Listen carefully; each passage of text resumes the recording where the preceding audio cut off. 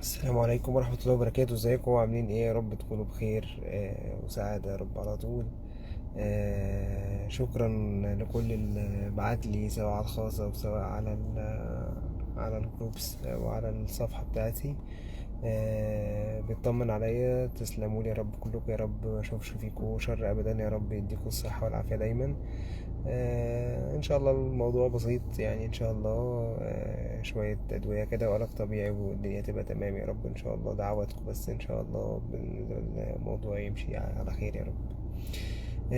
كنا بنتكلم اخر مرة على سؤال اللي هو يعني ايه هير تو، يعني ايه ان هو يكون ايجابي، ويعني ايه هو يكون سلبي، ويعني ايه ان هو يبقى بلس تو اللي هو اللي في النص. تمام.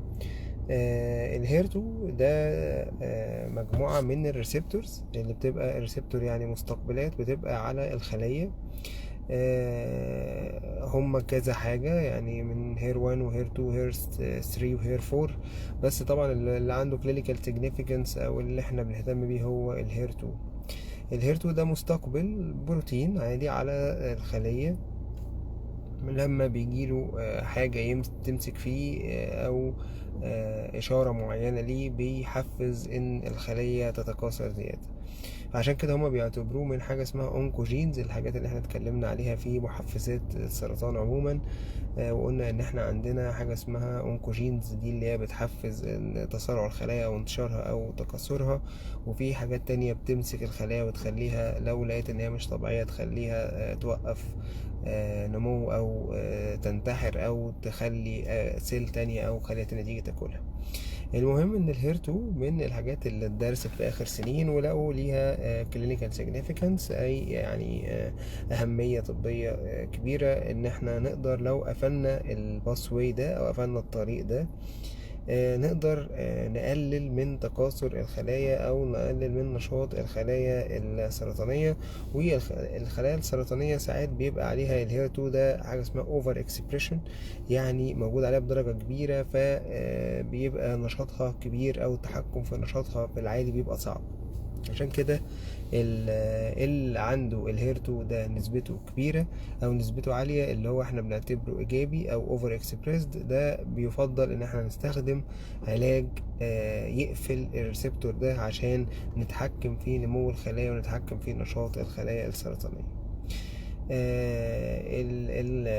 الريسبتور ده اللي هو الهير 2 بقى، ده بيبقى الاستخدام بتاعه اكتر حاجة تم عليها التجارب بيبقى في خلايا سرطان الثدي والمعدة واخيرا القولون.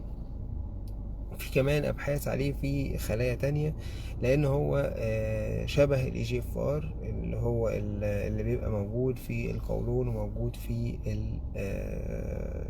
اللنج اللي هي الرئة. ولكن طبعا من اهم الحاجات اللي احنا بنستخدمها في، يعني هو بيستخدم في الثدي قلنا والمعدة من زمان شوية ودخل في القولون قريب. واهم حاجة هي استخداماته في الثدي والاكثر انتشارا بين الناس عارفاه يعني.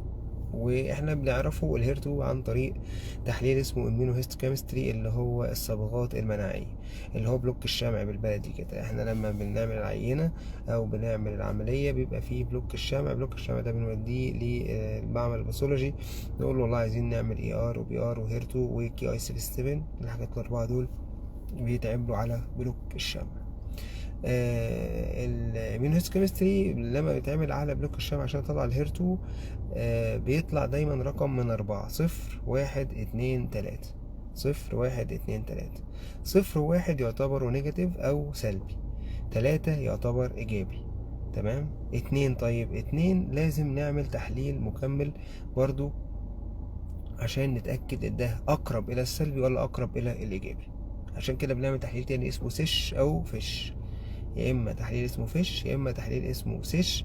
وده بيطلب مننا لما يكون السكور بلس 2، يعني هو موجب، بس احنا عايزين نعرف هو اقرب للايجابي ولا اقرب للسلبي. لانه اقرب للايجابي يبقى هيستفيد من العلاج الموجه، اقرب للسلبي يبقى مش هيستفيد من العلاج الموجه. ودي ليها حسبه بقى ونمبر اوف كوبيز، وبيشوف في الصبغه بتبقى عدد الكوبيز بتاعه اللي هي ده قد ايه. عشان كده بيطلع من الفش او السش ده، يطلع يقول لنا ده والله ايجابي او سلبي. طيب طلع سلبي، يبقى احنا كده مش محتاجين العلاج الموجه اللي هيقفل طريق او الباسوي بتاع الهير 2 ده، اللي هو زي الهيرسبتين، زي البرجيتا، زي التايكيرب، زي اسمه ايه ده، آه، البرجيتا والتايكيرب والهيرسبتين والكاتسايلا. وفي دواء اللي طالع جديد ده اللي هو الابو، ده برضو دواء طالع جديد، لسه طالع من كام يوم يعني، وليه استخدامات كتيرة في زي ما قلنا الثدي والقولون والمعدة. طيب لو طلع ايجابي يبقى احنا المريض ده هيستفيد لو انا قفلت الباس واي بتاع الهير 2، لان هو عنده الخلايا بتاعته عليها مستقبلات الهير 2 دي بدرجة كبيرة، فنشاط الخلايا السرطانية متأثر بان الباس واي ده او الطريق ده يكون شغال، فالمريض ده هيستفيد لو انا قفلت الطريق ده. طبعا احنا لقينا ان في موضوع اللي هو العلاج التحفظي، اكتر حاجة يستفيد منها المريضة ان انا اديها سنة من العلاج الموجه اللي هو الهيرسبتين، عشان اقفل الطريق ده وهي تستفيد كده منه اقصى استفادة. وزي ما احنا عارفين بيبدأ ما ينفعش ادي الهيرسبتين مع الدواء الاحمر، بديه مع التاكسوتير او التاكسول لما يجي يبدأ. طب الهيرسبتين اصلا ممكن يتاخد من غير دواء احمر؟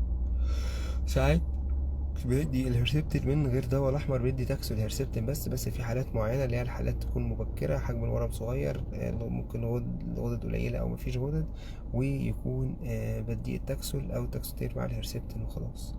طيب في ناس بتاخد هرسبتين قصدي نيو ادجuvant قبل الجراحه، ممكن اخد هرسبتين وبرجيتا قبل الجراحه، ممكن اخدهم قبل الجراحه وبعد الجراحه، ممكن اخد كاتسايلا بعد الجراحة، الحاجات دي كتير قوي، استخداماتهم مختلفة ما بينهم وبين بعض على اختلاف المريض وعلى اختلاف ظروفه ايه، وعلى اختلاف خد كيماوي قبل العملية وموجه قبل العملية ولا بعد العملية، ولو خد موجه قبل العملية وصل للسي ار او وصل لتمام الشفاء بعد العملية ولا لأ.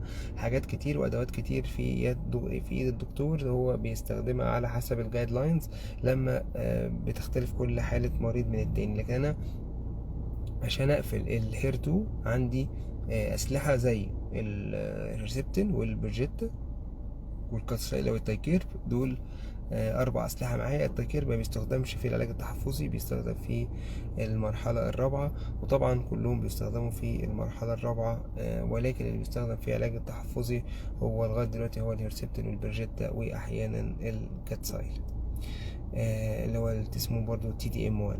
الدواء الجديد اللي لسه داخل اللي نازل انا مش فاكر اسمه التجاري ايه الصراحه، بس ده بيستخدم في الميتاستاتيك او برضو المرحله الرابعه، لسه ملوش استخدامات في العلاج التحفظي.